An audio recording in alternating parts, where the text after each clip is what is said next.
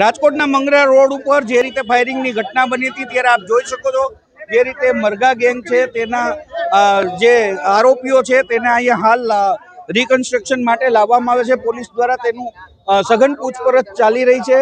બીજી તરફ જોવા જઈએ તો જે રીતે ફાયરિંગની ઘટના બની છે રાજકોટમાં ગેંગ વોર જે રીતે થયું હતું તેને લઈ અને રાજકોટ પોલીસ છે તે પણ સતર્ક બની હતી। ખાસ આપ જોઈ શકો છો જે રીતે મરઘા ગેંગના જે 3 આરોપીઓ છે તેને હાલ તો પોલીસે સકંજામાં લીધા છે અને જે રીતે ગઢવી ગેંગના જે અન્ય આરોપીઓ હતા તેને રિકન્સ્ટ્રક્શન કરાવ્યા બાદ આજે 3 આરોપીઓને ફરીથી પકડવામાં આવ્યા છે અને આ મરઘા ગેંગના આરોપીઓ છે।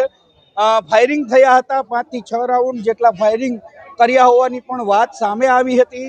બીજી તરફ જોવા જઈએ તો જે રીતે જે આ આરોપીઓ છે તે ક્યાંક ચાલી રહ્યા છે તેના ઉપરથી લાગી રહ્યું છે કે પોલીસે તેમને શિક્ષાનું ભાન પણ કરાવ્યું છે। બીજી તરફ જોવા જઈએ તો જે રીતે પોલીસ દ્વારા તેની પૂછપરછ હાથ ધરવામાં આવી છે, કઈ બાજુથી આવ્યા હતા અને કેવી રીતે તમે પીછો કર્યો હતો અને શું તમે રેકી કરી હતી, કઈ રીતે આરોપીઓની ઉપર તમને ફાયરિંગ કરવામાં આવ્યા હતા, શું હતું, આ તમામ વાત છે તે હાલ અત્યારે કરવામાં આવી રહી છે।